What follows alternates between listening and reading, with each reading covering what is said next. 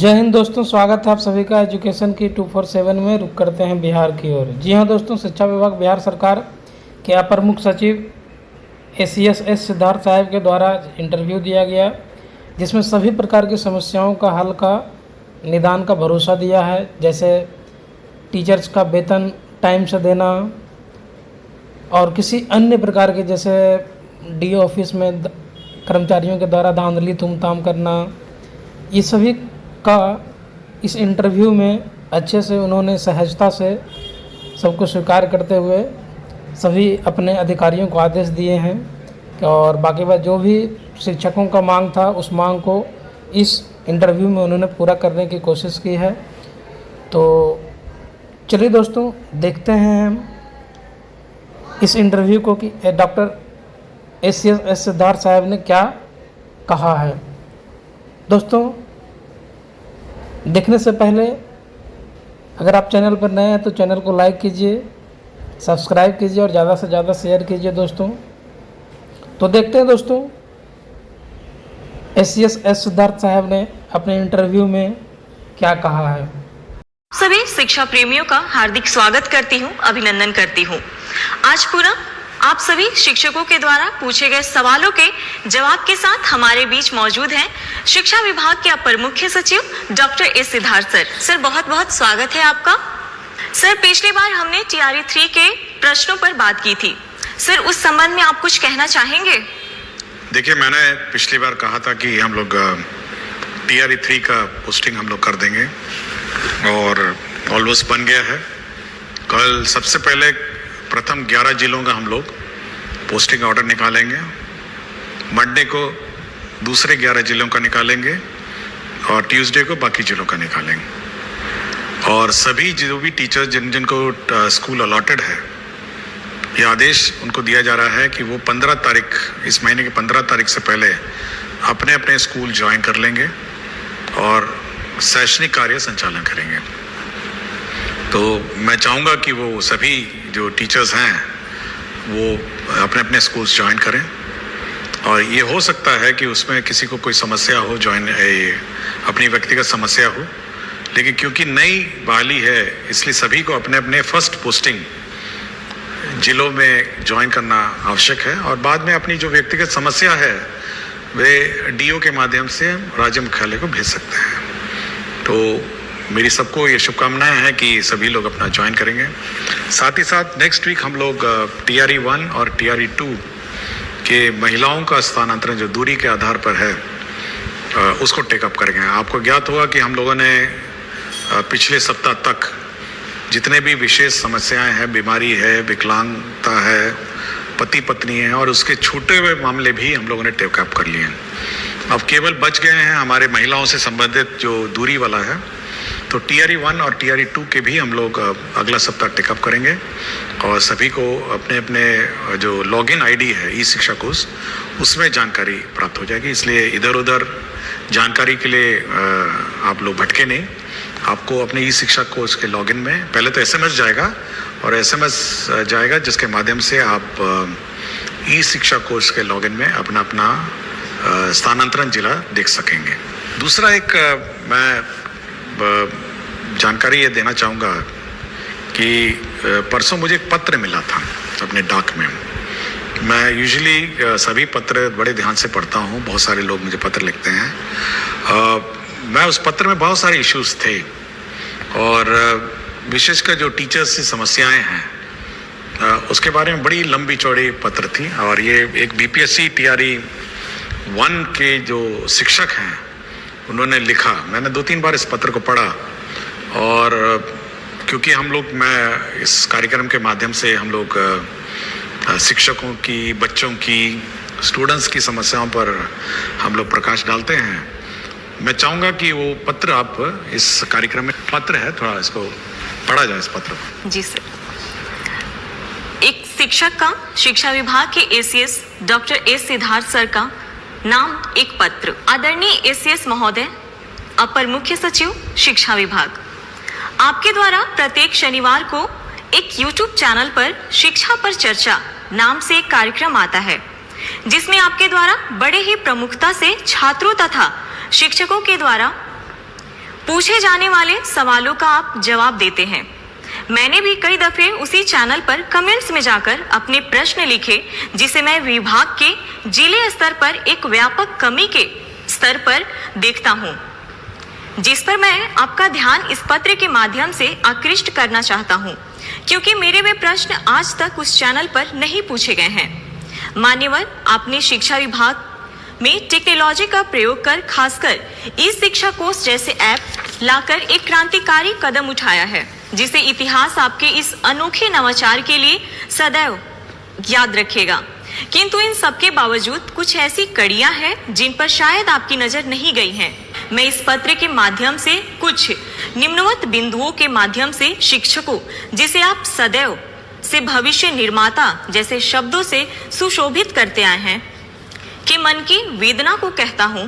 हमने आपकी सदैव सुनी है, अब सुनने तथा इसके समाधान की बारी आपकी है।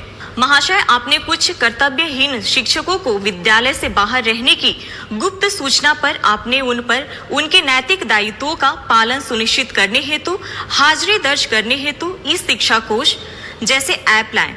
आपके इस क्रांतिकारी निर्णय ने वास्तविक तौर शिक्षकों की पहुंच को विद्यालय से सुनिश्चित किया। इसके साथ ही साथ इस ऐप ने शिक्षकों का समय पर विद्यालय आना तथा समय के बाद विद्यालय से जाना सुनिश्चित किया।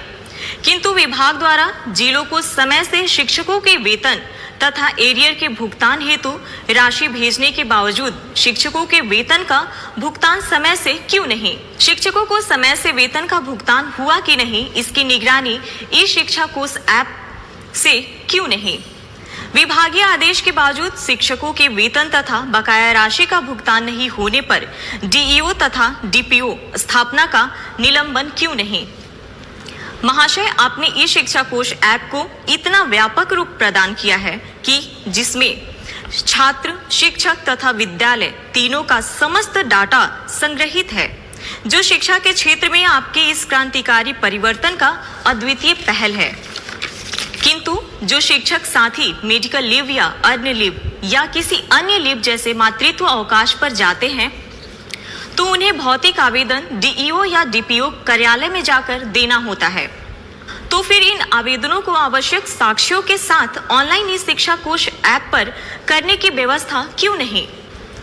महोदय, आपके विचारों से आपकी शिक्षा के क्षेत्र में सुधार करने का जो जज्बा है, हमें उससे भरपूर मोटिवेशन मिलती है।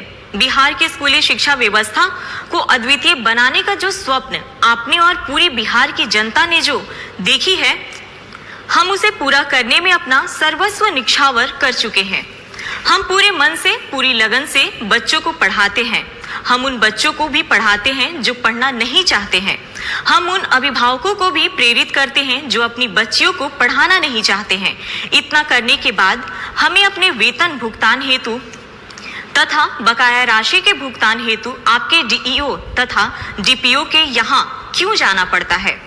हम शिक्षकों को भी अपनी माँ तथा अपने वृद्ध पिता का इलाज कराने हेतु पैसे की आवश्यकता होता है। आपने अपने हालिया भाषण में कहा कि शिक्षक का नौकरी कोई रोजगार नहीं है कि यह पैसे के लिए किया जाए।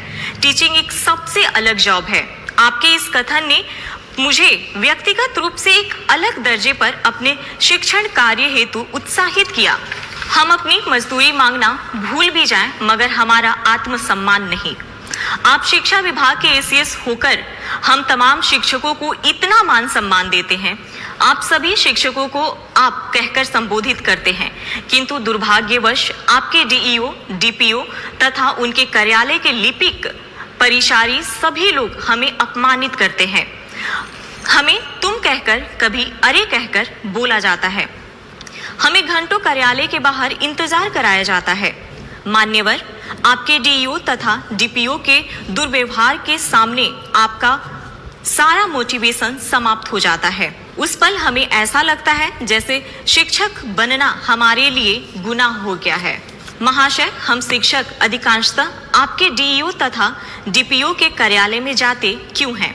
अर्न लीव के लिए, मेडिकल लीव के लिए, मातृत्व अवकाश के लिए, वेतन भुगतान या बकाया राशि भुगतान के लिए। हम कार्यालय उपरोक्त कार्यों हेतु जाते हैं तभी हमसे चढ़ावा मांगा जाता है, हमें अपमानित किया जाता है। अगर आप उपरोक्त कार्य हेतु ई शिक्षा कोश ऐप पर भी व्यवस्था कर दे तो कुछ हद तक हम शिक्षकों की मन की वेदना को आप दूर कर सकेंगे। महाशय, जब आप आपके डीईओ डीपीओ महीने की 1 तारीख को अपनी मजदूरी ले लेते हैं तो आप हम शिक्षकों की मजदूरी देने में 1 से 2 महीने का विलंब क्यों?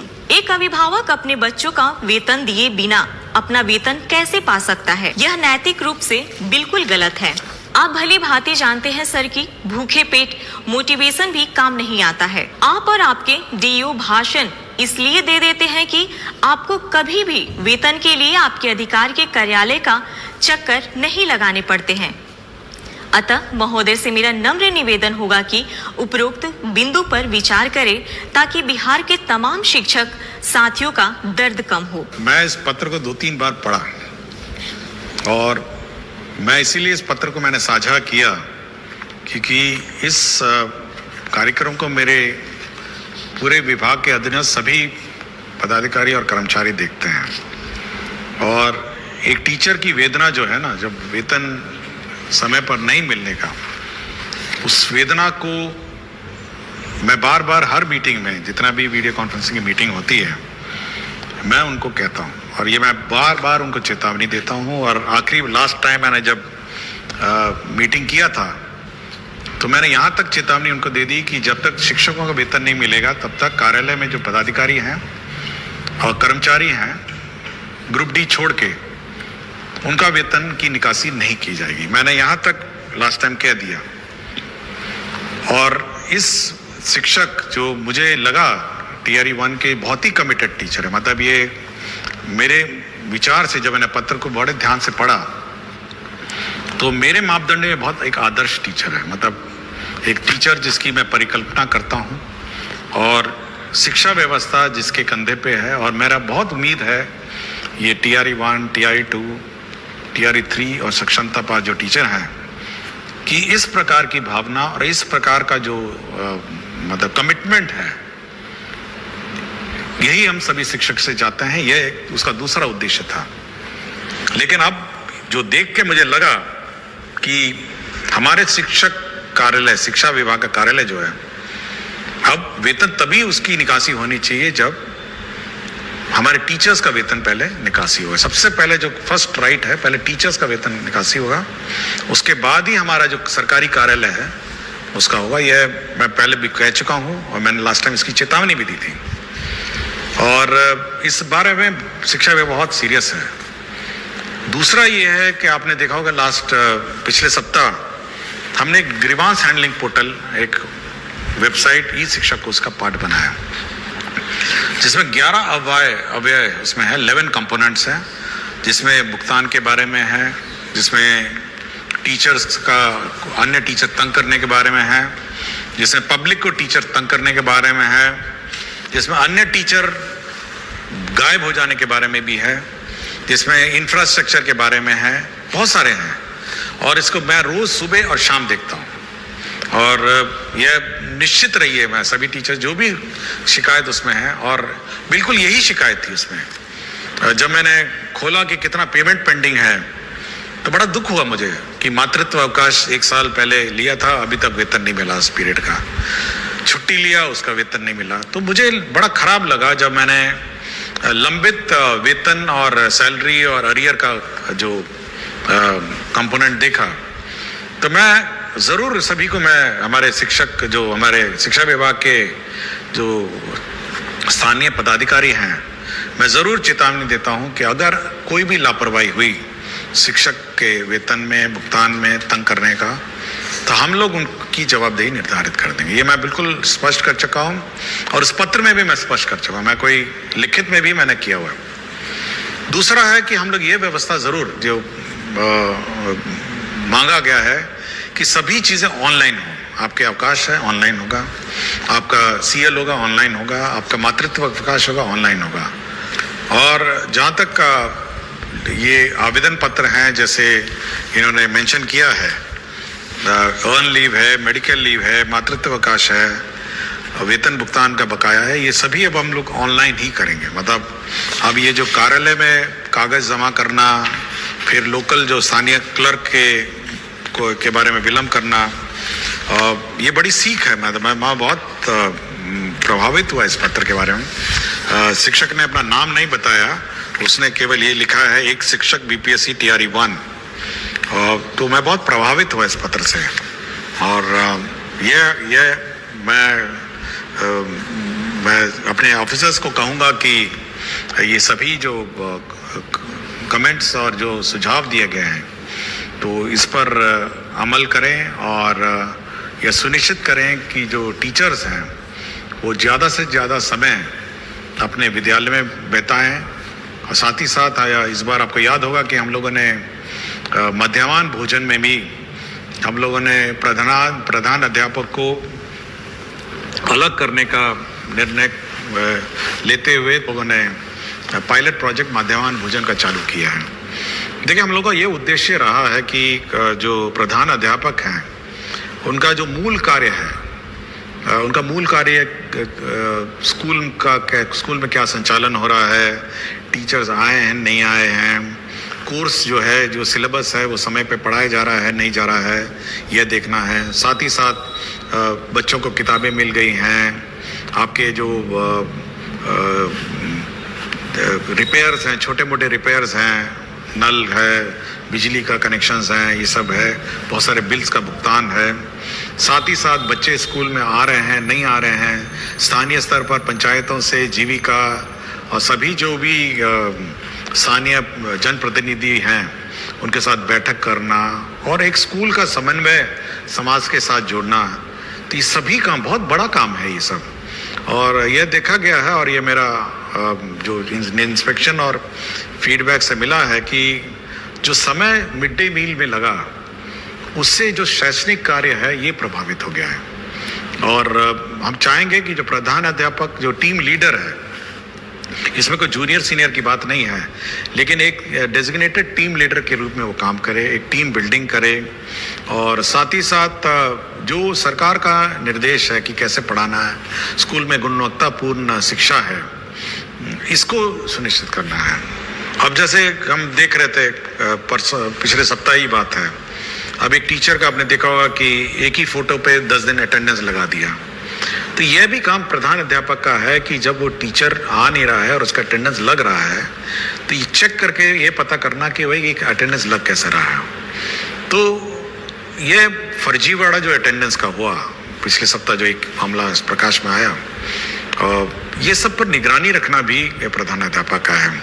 तो ऐसे टीम लीडर जो प्रधान अध्यापक का है उसका काम है कि स्कूल का संचालन सरकार के नियमानुसार चले और बच्चों की गुणवत्तापूर्ण शिक्षा उनको उपलब्ध हो, और साथ ही साथ समाज में पेरेंट्स हैं, PTA मीटिंग, बहुत काम है, इतना सारा काम उसको है, अगर मैं गिनवाने लग जाऊं तो 1 घंटा और लग जाएगा। तो बहुत सारा काम है जो प्रधान अध्यापक के जिम्मे है। कोर्स समय पर हो, परीक्षाएं समय पर हो, मंडे टेस्ट समय पर हो, वीकली टेस्ट समय पर हो, तो बहुत सारी चीज़ें हैं। होमवर्क टीचर्स दे रहे हैं, क्लास में वर्कबुक करेक्ट हो रहा है, तो ये सारा जो ये कार्यक्रम है ये प्रधान अध्यापक के जिम्मे है। और मैं जिसने भी इतना लंबा पत्र बड़ा हाथ से लिखा हुआ था, तो बहुत सुंदर हैंड राइटिंग थी, मैं हैंड राइटिंग देख के मैं एक बार रुका कि इतनी सुंदर लिखाई है, उसको देख के मैं बहुत ही प्रसन्न हुआ और मैं बैठ के मैंने इसको 3-4 बार पढ़ा। तो मैं आज इसीलिए मैंने आज इस कार्यक्रम को रखा कि आज एक बार इस पत्र के बारे में मैं सभी से चर्चा करूंगा, और एक संवाद हम लोग शिक्षा में टीचर से संवाद स्थापित करना चाहते हैं, बच्चों से स्थापित करना चाहते हैं, अभिभावकों से करना चाहते हैं, और इसी कड़ी में मैं इस पत्र को आज मैंने पढ़ा, नमन करता हूँ, मैं उनको धन्यवाद देता हूँ कि शिक्षा क्षेत्र में सुधार के लिए उन्होंने मुझे पत्र लिखा। बहुत बहुत धन्यवाद सर। अगले सप्ताह पुनः आपसे मुलाकात होगी। धन्यवाद। तो आपने देखा दोस्तों कि कैसे सिद्धार्थ साहब जी, ACS एस सिद्धार्थ साहब, शिक्षा विभाग बिहार सरकार के, उन्होंने अपने इंटरव्यू में क्या क्या कहा, आपने अच्छे से सुना होगा गौर से। तो बाकी बात लेटेस्ट अपडेट के साथ फिर से जुड़ेंगे दोस्तों। अभी तक के लिए इतना ही, फिर मिलेंगे आपको एक नए अपडेट के साथ हम। तो दोस्तों अगर चैनल पे आप नए हैं तो चैनल को लाइक कीजिए, शेयर कीजिए और सब्सक्राइब कीजिए और बेल आइकन दबाना बिल्कुल भी ना भूलें। तो मिलते हैं दोस्तों, जय हिंद, धन्यवाद।